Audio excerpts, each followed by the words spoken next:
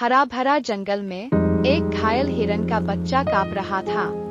उसके शरीर पर चोट के निशान थे और उसकी आंखों में डर झलक रहा था।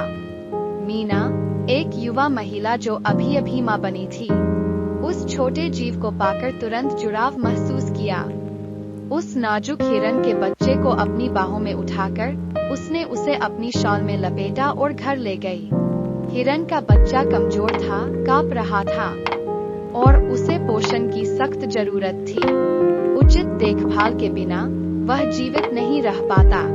मीना एक पल के लिए हिचकिचाती रही, लेकिन फिर सोचा, मैं एक माँ हूँ, मेरा दूध इस छोटे से जीवन को बचा सकता है।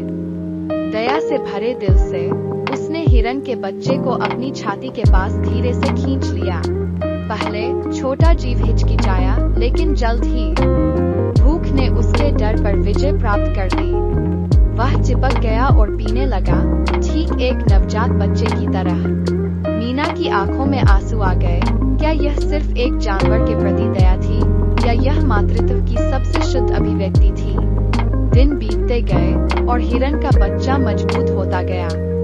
वह मीना के पीछे पीछे हर जगह चलता, उसे अपनी मां मानता।